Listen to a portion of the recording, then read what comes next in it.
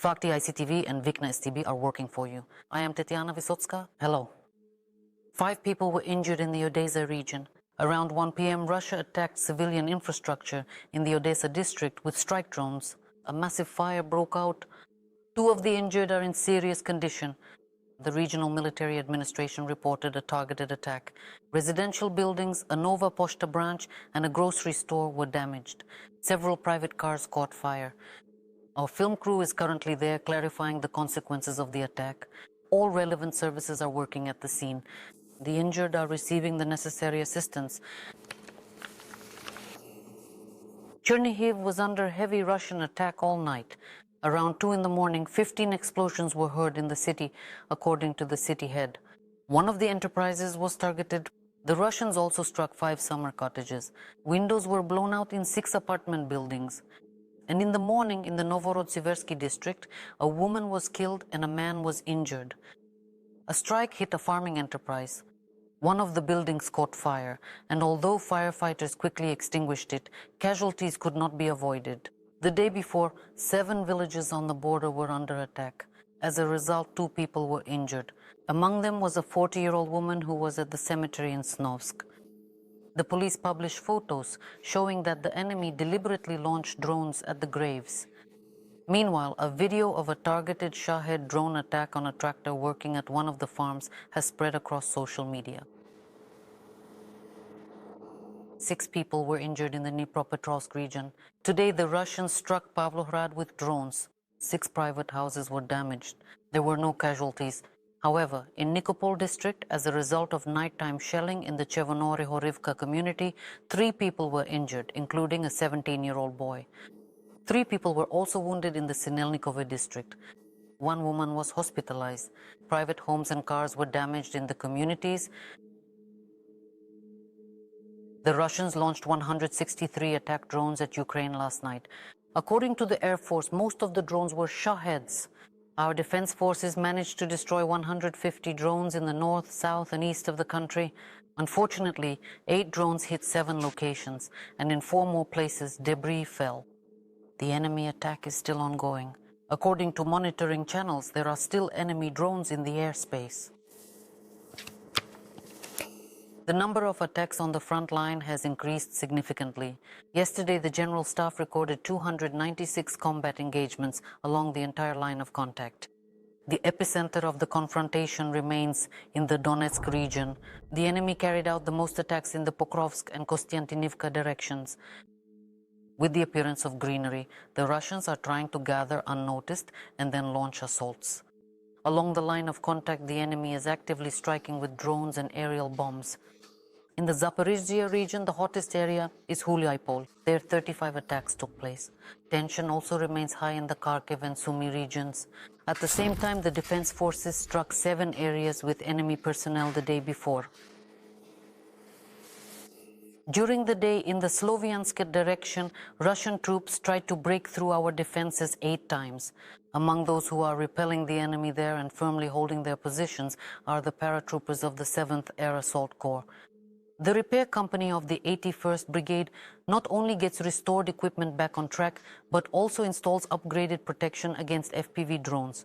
How this happens is shown in our report. Right now behind us is a T-72. It has been with our brigade since 2022 almost. This is captured equipment. It has been used many times for combat, let's say. It has carried out combat missions, and many times it has already been restored by our team. At the moment, we are updating the anti-drone protection, trying to preserve all the equipment we have in the brigade as much as possible. So right now we are in the process of adding several different protective layers.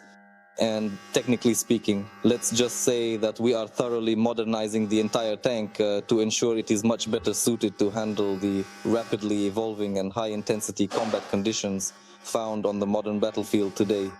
It takes up to 20 days to cover such a tank with anti-drone protection.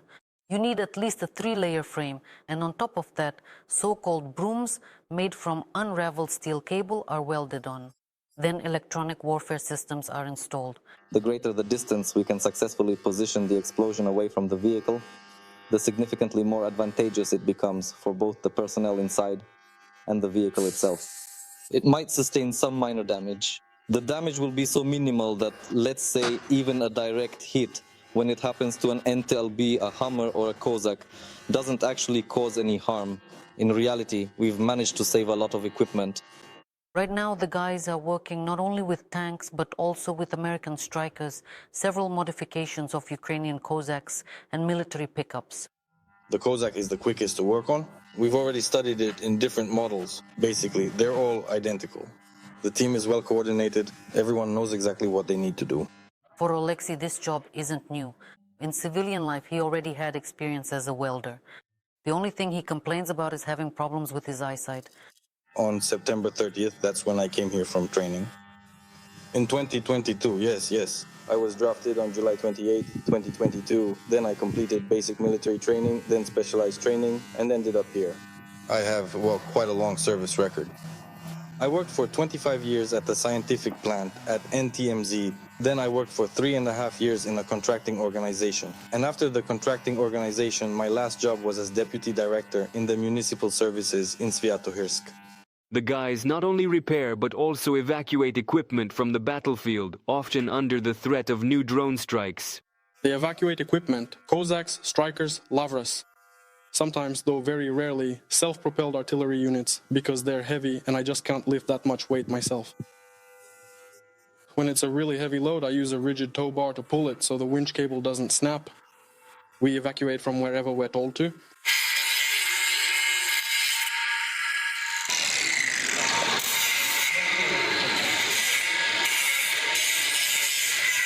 The anti-drone protection is working at almost 100% efficiency.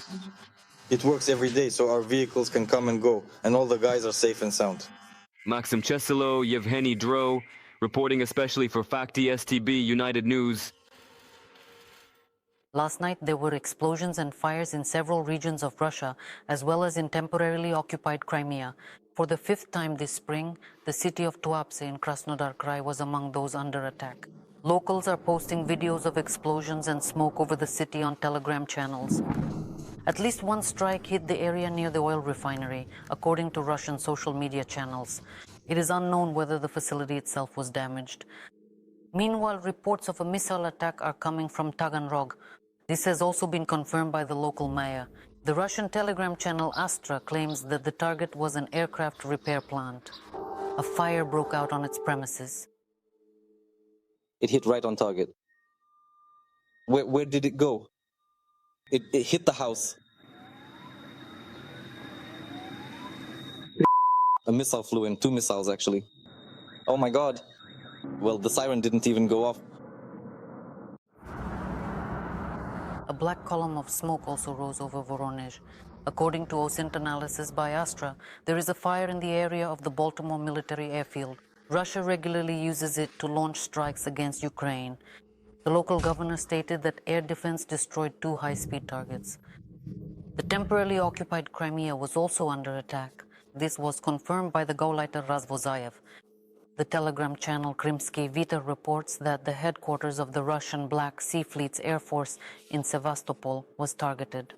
Ukraine has not yet confirmed any of the attacks. An International Monetary Fund mission has arrived in Kyiv. They are to assess the progress of reforms under the extended financing program for Ukraine, which amounts to over $8 billion over 4 years.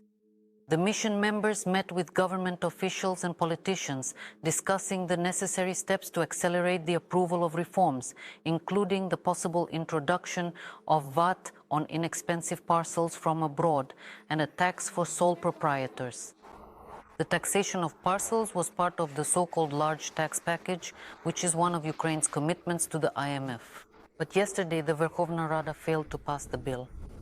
They were supposed to introduce value-added tax on parcels from abroad worth up to 150 euros. This is one of the IMF's requirements for Ukraine to continue receiving international aid. Today, a meeting of the European Union's foreign ministers will take place in Cyprus. The head of Ukraine's Ministry of Foreign Affairs, Andriy Sybiha, will also join. The meeting is informal. One of the key topics is the situation following the massive Russian strikes on Kyiv and the Kremlin's threats of new attacks. European diplomats will discuss strengthening sanctions pressure on Russia, defense assistance to Ukraine, and Europe's role in the peace process. They will also agree on further steps for Kyiv towards EU membership and the opening of new negotiation clusters. On the sidelines of the summit, the head of Ukraine's Ministry of Foreign Affairs will hold a series of bilateral meetings with European colleagues.